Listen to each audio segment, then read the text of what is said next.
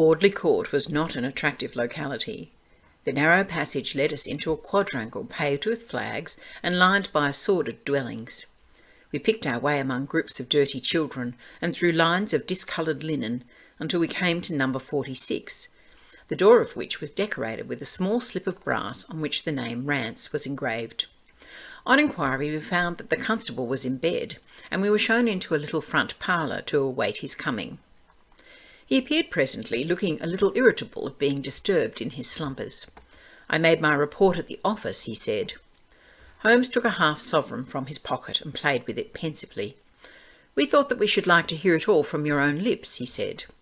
I shall be most happy to tell you anything I can, the constable answered, with his eyes upon the little golden disc. Just let us hear it all in your own way, as it occurred. Rance sat down on the horsehair sofa and knitted his brows as though determined not to omit anything in his narrative. I tell it ye from the beginning, he said. My time is from 10 at night to 6 in the morning. At 11 there was a fight at the White Hart, but bar that all was quiet enough on the beat. At 1 o'clock it began to rain, and I met Harry Murcher, him who has the Holland Grove beat, and we stood together at the corner of Henrietta Street at Auchin. Presently, maybe about 2 or a little after, I thought I would take a look round and see that all was right down the Brixton Road. It was precious dirty and lonely. Not a soul did I meet on the way down, though a cab or two went past me. I was a-strolling down, thinking between ourselves how uncommon handy a 4 gin hot would be, when suddenly the glint of a light caught my eye in the window of that same house. Now I knew that them 2 houses in Lauriston Gardens was empty, on account of him that owns them, who won't have the drains seen to, though the very last tenant that lived in one of them died of typhoid fever. I was knocked all in a heap, therefore, at seeing a light in the window, and I suspected as something was wrong. When I got to the door— "You stopped and then walked back to the garden gate," my companion interrupted. "What did you do that for?" Rance gave a violent jump and stared at Sherlock Holmes with the utmost amazement upon his features. "Why, that's true, sir," he said, "though how you come to know it, heaven only knows. You see, when I got up to the door, it was so still and so lonesome that I thought I'd none the worse for someone with me. I ain't afeard of anything on this side of the grave, but I thought that maybe it was him that died of the typhoid, inspecting the drains what killed him. The thought gave me a kind of turn, and I walked back to the gate to see if I could see Murcher's lantern, but there wasn't no sign of him, nor of anyone else." "There was no one in the street?" "Not a living soul, sir, nor as much as a dog." Then I pulled myself together and went back and pushed the door open. All was quiet inside, so I went into the room where the light was a-burning. There was a candle flickering on the mantelpiece, a red wax one, and by its light I saw— "Yes, I know all that you saw. You walked round the room several times, and you knelt down by the body, and then you walked through and tried the kitchen door, and then—" John Rance sprang to his feet with a frightened face and suspicion in his eyes. "Where was you hid to see all that?" he cried. "It seems to me that you knows a good deal more than you should." Holmes laughed and threw his card across the table to the constable. "Don't get arresting me for the murder," he said. "I am one of the hounds and not the wolf. Mr. Gregson or Mr. Lestrade will answer for that. Go on, though. What did you do next?" Rance resumed his seat without, however, losing his mystified expression. "I went back to the gate and sounded my whistle. That brought Murcher and 2 more to the spot." "Was the street empty then?" "Well, it was, as far as anybody that could be of any use goes." "What do you mean?" The constable's features broadened into a grin.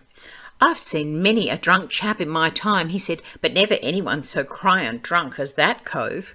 He was at the gate when I came out, a-leaning up agin the railings and a-singing at the pitch of his lungs about Columbine's newfangled banner or some such stuff. He couldn't stand, far less help." "What sort of man was he?" asked Sherlock Holmes. John Rance appeared to be somewhat irritated at this digression. "He was an uncommon drunk sort of man," he said. "He'd have found hisself in the station if we hadn't been so took up." "His face, his dress, did you notice them?" Holmes broke in impatiently.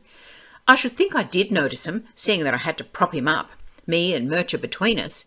He was a long chap with a red face, the lower part muffled round." "That will do," cried Holmes. "What became of him?" "We'd enough to do without looking after him," the policeman said in an aggrieved voice. "I'll wager he found his way home all right." "How was he dressed?" A brown overcoat. Had he a whip in his hand? A whip, no. He must have left it behind, muttered my companion.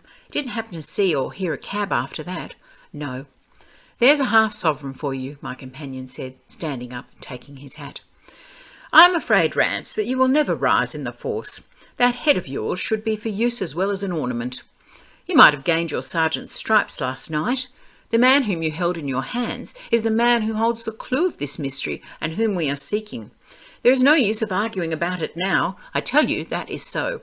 Come along, Doctor. We started off for the cab together, leaving our informant incredulous, but obviously uncomfortable. The blundering fool, Holmes said bitterly as we drove back to our lodgings. Just to think of his having such an incomparable bit of good luck and not taking advantage of it. I'm rather in the dark still. It is true that the description of this man tallies with your idea of the second party in this mystery. But why should he come back to the house after leaving it? That is not the way of criminals. The ring, man, the ring. That was what he came back for. If we have no other way of catching him, we can always bait our line with the ring. I shall have him, Doctor. I'll lay you 2 to 1 that I have him. I must thank you for it all. I might not have gone but for you, and so have missed the finest study I ever came across. A study in Scarlet, eh? Why shouldn't we use a little art jargon? There's the scarlet thread of murder running through the colourless skein of life, and our duty is to unravel it, and isolate it, and expose every inch of it. And now for lunch, and then for Norman Neruda. Her attack and her bowing are splendid. What's that little thing of Chopin's she plays so magnificently?